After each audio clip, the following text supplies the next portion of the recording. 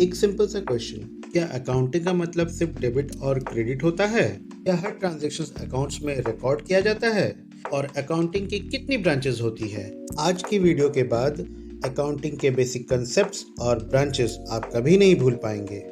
Basic concepts of accounting. Accounting कुछ important rules और concept follow करती हैं। इन्हें ही बेसिक कंसेप्ट्स ऑफ अकाउंटिंग कहते हैं। चलिए एक एक करके समझते हैं। First point, business entity concepts. Business entity concepts states that a business and its owners are treated as two separate entities for accounting purpose. Therefore, only business transactions are recorded in the books of accounts while the owner's personal transactions are not. इस concept के according business और honour अलग अलग माना जाता है, यानी कि बिजनेस के ट्रांजैक्शंस और ओनर्स के पर्सनल ट्रांजैक्शंस को कभी मिक्स नहीं किया जाता। इसे याद रखने के लिए 4 की पॉइंट्स है। पहला, business and owners are separate accounting entities, मतलब कि हो गया बिजनेस और ऑनर दोनों सेपरेट अकाउंटिंग एंटिटीज हैं। दूसरा, personal expenses are not business expenses, मतलब ऑनर्स अगर कुछ पर्सनल एक्सपेंसेस करते हैं तो वो बिजनेस एक्सपेंसेस नहीं माना जाएगा। Third point, capital introduced by the owners is a liability of the business to the owner, मतलब जब ऑनर अपने बिजनेस में कैपिटल इंट्रोड्यूस करता है तो वो लायबिलिटी बन जाती है बिजनेस की ऑनर्स के प्रति। और fourth point, personal withdrawals are recorded as drawings. इसका मतलब हो गया, अगर ऑनर कंपनी से कोई अपने पर्सनल काम के लिए पैसा निकालता है तो उसे ड्राइंग्स में रिकॉर्ड किया जाता है। Second point, money measurement concept. Money measurement concept states that only those transactions and events which can be measured in terms of money are recorded in the books of accounts. Transactions that cannot be expressed in monetary terms are recorded even if they are important to the business. Accounting सिर्फ उन्हीं transactions को record करती है जिनको money यानी कि पैसे में मेजर किया जा सकता है। एग्जाम्पल, फर्नीचर खरीदा 50,000 रुपये का तो रिकॉर्ड होगा, गुड्स बेचा 1,00,000 रुपये का तो रिकॉर्ड होगा, लेकिन एम्प्लॉयज़ की ऑनेस्टी, मैनेजर का एक्सपीरियंस या कंपनी की गुडविल जब तक परचेज ना हो डायरेक्टली रिकॉर्ड नहीं होती, क्योंकि इनकी एग्जैक्ट मॉनिटरी वैल्यू मेजर नहीं की जा सकती। कुछ की पॉइंट्स मनी मेजरमेंट कंसेप्ट को याद रखने के लिए। पहला, only monetary transactions are recorded, यानी कि सिर्फ जो ट्रांजेक्शन्स को पैसे में मेजर कर सकते हैं उसी को रिकॉर्ड किया जाता है। Non monetary events are non recorded, मतलब जिस इवेंट्स को पैसे में हम लोग मेजर नहीं कर सकते उसे रिकॉर्ड नहीं करेंगे। The unit of measurement is money, यानी कि रुपए में हम इसे मेजर करते हैं। Helps maintain objective and reliable accounting record. Third point हुआ going concern concept. Going concern concept states that a business is assumed to continue its operations for the foreseeable future and is not expected to close down or liquidate in the near future. Because of the assumption, assets are recorded and used based on their continuing use in the business, not on their immediately selling or liquidation value. इस concept के अनुसार माना जाता है कि business future में भी चलता रहेगा और जल्दी बंद नहीं होगा। इसी वजह से लॉन्ग टर्म एसेट्स को उनकी यूजफुल लाइफ के हिसाब से डिप्रिशिएट किया जाता है। अब समझते हैं की points. First point, business is assume to continue for the foreseeable future. इससे ये समझते हैं कि बिजनेस को मान लिया जाता है कि वो फ्यूचर में चलता रहेगा। Second point, assets are used not immediately sold. जिस एसेट को खरीदा जाता है उसे इमीडिएटली बेचने के लिए नहीं खरीदा जाता है। थर्ड पॉइंट हो गया, depreciation is charge because assets provide benefit over several years. इसका मतलब हो गया, डेप्रिसिएशन जो चार्ज किया जाता है एसेट में वो इसलिए चार्ज किया जाता है क्योंकि उसे जितने साल हम लोग यूज़ करते हैं उससे हमें कुछ ना कुछ प्रॉफिट होता है। फोर्थ पॉइंट हो गया, assets are recorded at cost not at their liquidation value. Fourth point ये बताता है कि एसेट्स का जो चार्ज है, जो पैसा है, वो रिकॉर्ड किया जाता है उसे कॉस्ट प्राइस से, यानी कि जो हम खरीदते हैं उसे तब का अमाउंट में हम रिकॉर्ड नहीं करते हैं जब उसे बेचना चाहते हैं। कॉस्ट कंसेप्ट, जिसे हम हिस्टोरिकल कंसेप्ट भी कहते हैं, it states that all assets are recorded in the books of accounts at their original purchase cost, including all expenses incurred to bring the assets into use and not at their current market value. इसका मतलब हो गया assets को हमेशा purchase cost यानी कि historical cost per ही record किया जाता है, ना कि उसकी करंट मार्केट वैल्यू पर। एग्जाम्पल समझते हैं। मान लीजिए एक आदमी ने एक मशीन खरीदी अपने बिजनेस के लिए, तो उसका परचेज प्राइस हो गया 2 लाख रुपया, ट्रांसपोर्टेशन चार्ज उसको लगा 10,000 रुपया, इंस्टॉलेशन चार्ज उसको 15,000 रुपया लगा। इसका मतलब टोटल कॉस्ट उसका मशीन का कितना पड़ा, 2,25,000। तो अकाउंटेंट ने उसके मशीन को अकाउंट्स बुक में 2,25,000 ही रिकॉर्ड किया। मान लीजिए 1 साल बाद उस मशीन का मार्केट वैल्यू बढ़ गया 2,80,000, या फिर उस मशीन का मार्केट वैल्यू गिर गया 1,80,000 में। फिर भी बिजनेस उसको कंटिन्यूसली मशीन का हिस्टोरिकल कॉस्ट यानी कि 2,25,000 ही रिकॉर्ड करेगा, सब्जेक्ट टू उसका डेप्रिसिएशन, यानी कि अकाउंट्स के हिसाब में उसका जो डेप्रिसिएशन चार्ज लगता है उसे माइनस करके ही वो लिखेगा। 5वां पॉइंट है dual aspect concept.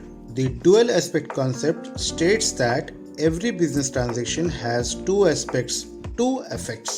Whenever a transaction takes place, at least 2 accounts are affected, and the total value of one aspect is always equal to the value of the other aspects. This concept is the foundation of double entry system of accounting. इसका मतलब हुआ कि हर transactions के 2 effects होते हैं। इसी concept पर double entry system of accounting बना है। तो अकाउंटिंग का इक्वेशन क्या हुआ, assets equals to capital plus liability. इस कंसेप्ट को समझने के लिए 2-3 एग्जाम्पल समझना होगा। तो मान लीजिए एक आदमी है जिसका नाम है राहुल। उसने अपना स्टेशनरी का शॉप स्टार्ट किया, उसमें उसने 5 लाख रुपए इन्वेस्ट किया। 5 लाख रुपए जब उसने इन्वेस्ट किया तो उसमें हुआ क्या, उसमें उसका कैश जो एसेट है वो बढ़ गया, और कैपिटल जो ऑनर इक्विटी होता है वो भी बढ़ गया। तो उसके 2 इफेक्ट हुए। क्या क्या इफेक्ट हुआ कि एसेट जो कैश है वो बढ़ा और कैपिटल वो बढ़ा। इसी वजह से इसका जर्नल एंट्री क्या पास होगा, cash account debited 5 lakh rupees to capital account 5 lakh rupees. अब नेक्स्ट एग्जांपल लेते हैं। राहुल ने फर्नीचर खरीदा कैश में यानी नकद में खरीदा। तो इसमें क्या हुआ कि फर्नीचर एक एसेट है वो बढ़ा क्योंकि उसने खरीदा, और कैश जो एसेट है वो कम हुआ। इसमें 2 इफेक्ट हमें देखने को मिला। क्या क्या हुआ, फर्नीचर जो बढ़ा और कैश जो घटा। राहुल ने अपने एम्प्लॉय को सैलरी पे की, तो उसमें क्या हुआ कि सैलरी एक एक्सपेंस है उसके लिए, उसके बिजनेस के लिए, तो वो एक एक्सपेंस बढ़ा, और कैश जो एसेट है वो घट गया। तो उसमें जर्नल एंट्री क्या पास होगा, salary account debited 10,000 rupees to cash account 10,000 rupees. अब हम इसमें डुअल एस्पेक्ट कंसेप्ट को याद रखने की पॉइंट्स हम समझेंगे। पहला point, every transaction has 2 aspects, मतलब कि हर एक ट्रांजेक्शन में 2 एस्पेक्ट्स होते ही हैं। कोई बढ़ेगा कोई घटेगा, या कोई बढ़ेगा तो दूसरे साइड भी कोई बढ़ेगा। दूसरा point, at least 2 accounts are affected. अगर 2 एस्पेक्ट्स में अगर ट्रांजेक्शन होते हैं तो 2 एस्पेक्ट्स में ही होगा, तो इसीलिए 2 अकाउंट्स में ही कुछ न कुछ चेंजेस आएंगे। तीसरा, the accounting equations always remains balanced. इसमें अकाउंटिंग इक्वेशन जो है हमेशा बैलेंस्ड रहेगा। और चौथा, it is the foundation of double entry book keeping. ये जो एस्पेक्ट है डुअल एस्पेक्ट कंसेप्ट, ये एक फाउंडेशन है डबल एंट्री बुक कीपिंग का। 6th point, accounting period concept. Accounting period concept states that the life of a business is divided into fixed period of time, such as a month, quarter, or year, so that its financial performance and financial position can be measured and reported regularly. अब एक example से समझते हैं। मान लीजिए एक आदमी है, उसका नाम है राहुल। उसने एक स्टेशनरी शॉप का बिजनेस स्टार्ट किया। तो उसका जो बिजनेस है 20 से 30 साल चला। तो वो क्या अपने बिजनेस का प्रॉफिट को कैलकुलेट करने के लिए 20 से 30 साल वेट करेगा? नहीं। तो वो क्या करता है, हर साल जैसे कि मान लो 1 अप्रैल से लेके 31 मार्च तक, वो अपना हर साल इस अकाउंटिंग टाइम पर इसी साल के अंदर में वो अपना प्रॉफिट और लॉस कितना कमाया, उसका कितना एसेट्स और लायबिलिटीज़ है और बिजनेस परफॉर्म कैसे करता है, ये इसी टाइम पीरियड में वो कैलकुलेट करता है। इसी को कहते हैं अकाउंटिंग पीरियड। एक और एग्जांपल समझते हैं। जैसे कि होता है कि बिजनेस का जो हम लोग अकाउंट्स प्रिपेयर करते हैं 1 अप्रैल से लेकर के 31 मार्च तक, उसके एंड में हम लोग क्या क्या निकालते हैं? ट्रेडिंग अकाउंट बनता है, प्रॉफिट एंड लॉस अकाउंट बनता है और बैलेंस शीट बनता है। Trading account, profit and loss और बैलेंस शीट हमेशा एक पर्टिकुलर अकाउंटिंग पीरियड के लिए बनता है, एक सर्टेन टाइम के लिए बनता है, उसी को कहते हैं अकाउंटिंग पीरियड। अब डिस्कस करते हैं की पॉइंट्स अकाउंटिंग पीरियड का, जो कि हमें याद रखने में आसानी होगी।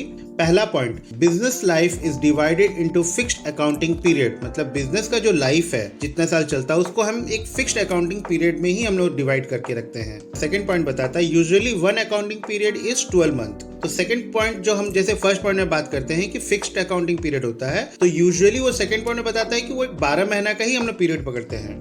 थर्ड पॉइंट बताता है financial statements are prepared at the end of each accounting period. जो फाइनेंशियल स्टेटमेंट्स है, फाइनेंशियल स्टेटमेंट्स क्या क्या है? Trading account, profit and loss account, balance sheet, ये सारे फाइनेंशियल स्टेटमेंट्स है जो कि हर अकाउंटिंग पीरियड के एंड में बनाया जाता है। फोर्थ पॉइंट क्या बताता है? Profit and loss is calculated for each accounting period. क्या इसका मतलब हो गया कि प्रॉफिट और लॉस जो है हर अकाउंटिंग पीरियड के लिए कैलकुलेट किया जाता है अलग अलग। Seventh point, matching concept. Matching concept states that the expenses incurred to earn all particular revenue should be recorded in the same accounting period as the revenue to which they relate, regardless of when the cash is paid or received. This concept ensures that the correct profit or loss is determined for an accounting period. एक example समझते हैं। Suppose अमर का एक stationery का shop है। अप्रैल के महीने में उसे सेल्स रेवेन्यू मिला 1 लाख रुपया का। तो एक्सपेंसेस उसका अप्रैल के महीने में क्या क्या बना? जो सामान का जो खरीद पड़ा 70,000 रुपया, सैलरी जो एक्सपेंसेस है उसके लिए 10,000 रुपया, रेंट जो उसका एक्सपेंसेस है 5,000 रुपया। तो उसका टोटल एक्सपेंसेस कितना हो गया? 70 + 10 + 5 = 85,000 उसका एक्सपेंसेस हो गया।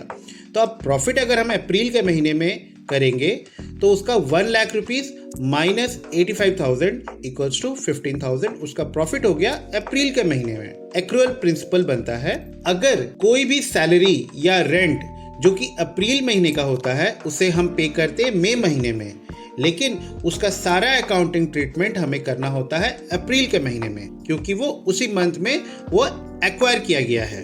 की पॉइंट समझते हैं इसे याद रखने के लिए। First point, revenue and related expenses are recorded in the same accounting period.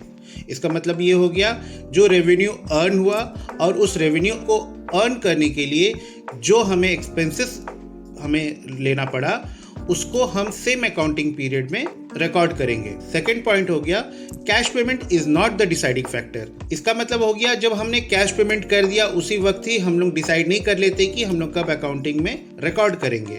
Third point क्या बताता है? Helps determine the true profit of A business. इसका मतलब हो गया इस कंसेप्ट के हिसाब से हम लोग बिजनेस का सही प्रॉफिट हम लोग कैलकुलेट कर पाते हैं। फोर्थ पॉइंट हो गया based on accrual system of accounting. Fourth point क्या बताता है? ये एक एक्रूअल सिस्टम है अकाउंटिंग का, उस पर बेस्ड करता है। 8th point, revenue recognition concept. The revenue recognition concept states that revenue is recognized or recorded when it is earned, not necessarily when cash is received. Revenue is considered earned when the business has substantially completed its obligations such as delivering goods or providing services to the customer. Revenue तब record किया जाता है जब earn हो जाए, जरूरी नहीं कि पेमेंट मिल चुकी हो। इस चीज को समझने के लिए एक एग्जांपल समझते हैं। मान लीजिए अमर है, वो अपने स्टेशनरी शॉप से कुछ नोटबुक सेल कर रहा है। हम एक डेट पर पकड़ के चलते हैं तभी समझ में आएगा। एक डेट समझिए 25 मार्च को उसने 20,000 का नोटबुक सेल किया क्रेडिट पर यानी उधार पर। कस्टमर ने बोला कि वो 10 अप्रैल तक पेमेंट कर देगा। तो मेरा क्वेश्चन है कि हम इसका सेल कब रिकॉर्ड करेंगे? इसका सेल रिकॉर्ड होगा मार्च में, क्योंकि गुड्स जो है वो डिलीवर मार्च में ही हो गया था। ये नहीं कि अप्रैल में जब हमें पेमेंट मिलेगा तभी हम उसको रिकॉर्ड करेंगे। इसी को बोलते हैं रेवेन्यू रिकॉग्निशन कंसेप्ट। अब 4 की पॉइंट्स याद रखने के लिए। Revenue is recognised when earned. Revenue तभी रिकॉग्नाइज करेंगे जब वो अर्न हो जाए। Second point, cash receipt is not the deciding factor. मतलब हो गया कैश रिसिप्ट जो है उससे हम डिसाइड नहीं करेंगे कि रेवेन्यू अर्निंग हो चुका है। Third point, credit sales are recorded when goods are delivered. Credit sale को तब रिकॉर्ड करेंगे, क्रेडिट सेल का मतलब हो गया उधार का जो हम सेल करते वो तब हम रिकॉर्ड करेंगे जब सामान डिलीवर हो चुका हो। और फोर्थ पॉइंट हो गया, advance receipts are not revenue until goods और सर्विस आर प्रोवाइडेड। मतलब कि अगर किसी सामान का अगर हमें एडवांस मिल चुका हो तो उसको हम रिकॉर्ड नहीं करेंगे जब तक कि उसका जो सर्विस या सामान कंप्लीटली डिलीवर्ड या सर्विस को हमने कंप्लीट ना किया हो। 9 point, full disclosure concept. The full disclosure concept states that all material or important financial information relating to a business should be fully and fairly disclosed in its financial statements so that users can make informed decision. The information may be disclosed first in the balance sheet, second in the statement of profit and loss, third in the notes to account, fourth in the schedules attached to the financial statement. इसे एक example के through से समझते हैं। मान लीजिए अमर का एक बिजनेस है, तो ईयर के एंड में वो अपना फाइनेंशियल स्टेटमेंट्स बनाता है जिसमें कि वो शो करता है सेल्स कितना हुआ, परचेज कितना हुआ, प्रॉफिट कितना हुआ, एसेट्स कितना है, लायबिलिटीज कितना है। तो राहुल को और क्या क्या डिस्क्लोज करना चाहिए, उसे ये शो करना चाहिए कि उसने बैंक से लोन लिया है यानी बिजनेस के लिए, उस पर कितना केसेस हो रखा हुआ है, थर्ड उसमें कितना डिप्रिसिएशन चार्ज किया है, फोर्थ पॉइंट उसने वैल्यूएशन मेथड इन्वेंट्री में किस तरीके से यूज़ किया हुआ है। बिना इन सब इंफॉर्मेशन के यूजर्स या फिर उस कंपनी के कस्टमर्स एक करेक्ट डिसीजन नहीं ले पाएंगे। इसीलिए अकाउंट में हमेशा सारा इंफॉर्मेशन ऑनेस्टली डिस्क्लोज करना चाहिए। अब 4 की पॉइंट डिस्कस करेंगे। पहला, ऑल मटेरियल या फिर financial information must be disclosed. इसका मतलब हो गया फाइनेंशियल इंफॉर्मेशन में सारा कुछ डिस्क्लोज होना चाहिए। सेकंड, इंफॉर्मेशन में भी डिस्क्लोज इन फाइनेंशियल स्टेटमेंट्स और नोट्स। फाइनेंशियल इंफॉर्मेशन जो है हम लोग फाइनेंशियल स्टेटमेंट्स या नोट्स में हम लोग डिस्क्लोज कर सकते हैं। The purpose is to provide a true and fair view of the business. इस कंसेप्ट से हमें पता चलता है कि बिजनेस में कितना सही तरीके से काम हो रहा है। Fourth, disclosure helps users make informed decision. इसका मतलब हो गया डिस्क्लोजर से यूजर्स को एक सही डिसीजन मिलता है। 10th point, consistency concept. Consistency concept states that once a business adopts a particular accounting method or accounting policy, it should continue using the same method from one accounting period to another. This ensures that the financial statements of different years are comparable. However, if a change in the accounting method is necessary, it may be made, but the change and its effect must be properly disclosed in the financial statement. इसका मतलब हुआ accounting methods को हर साल consistently follow करना चाहिए। अगर method change किए जाए तो उसका रीजन और इफेक्ट डिस्क्लोज करना जरूरी होता है। इस कंसेप्ट को एक एग्जांपल के तौर पे समझते हैं। अमर का एक स्टेशनरी शॉप है, उसने एक कंप्यूटर परचेज किया जिसमें कि उसने डिसाइड किया कि उसमें डिप्रिसिएशन स्ट्रेट लाइन मेथड में वो यूज करेगा। तो वो 3 साल से वो स्ट्रेट लाइन मेथड से ही डिप्रिसिएशन कैलकुलेट कर रहा है। लेकिन अमर हर साल स्ट्रेट लाइन मेथड और रिटन डाउन वैल्यू मेथड में डिप्रिसिएशन हर साल चेंज करता रहेगा, तो उसको फाइनेंशियल स्टेटमेंट कंपेयर करने में बहुत मुश्किल आएगी। इसीलिए हर साल कंसिस्टेंटली एक ही अकाउंटिंग पॉलिसी या अकाउंटिंग मेथड यूज करना चाहिए। की पॉइंट्स इसके समझते हैं। पहला पॉइंट समझते हैं, use the same accounting methods every year. मतलब कि सेम अकाउंटिंग मेथड या पॉलिसी को हमें हर साल यूज करना है। Make financial statements comparable. हमें अपने फाइनेंशियल स्टेटमेंट को हर साल कंपेयर करना होगा पिछले साल से और इस साल से। Third point, changes are allowed only with valid reason. अगर हम कोई चेंजेस करते हैं उसका कोई एक वैलिड रीजन हमें फाइनेंशियल स्टेटमेंट में देना होगा। Fourth, any change and its effect must be disclosed. अगर कोई हम चेंज करते हैं तो उसका चेंज और उसका इफेक्ट हमें डिस्क्लोज करना होगा फाइनेंशियल स्टेटमेंट में। तो आज हमने सीखा 10 बेसिक अकाउंटिंग कंसेप्ट्स। पहला, business entity concept, going concern concept, money measurement concept, cost concept, dual aspect concept, accounting period concept, matching concept, revenue recognition concept, full disclosure concept और consistency concept. अगर आपको ये वीडियो हेल्पफुल लगी हो तो video को like ज़रूर कीजिए, अपने कॉमर्स वाले फ्रेंड्स के साथ शेयर कीजिए और कॉमर्स की डिबिया को सब्सक्राइब करना मत भूलिए। कमेंट करके बताइए आपको ये वीडियो कैसा लगा। मिलते हैं नेक्स्ट वीडियो में। Thank you. Keep learning, keep growing.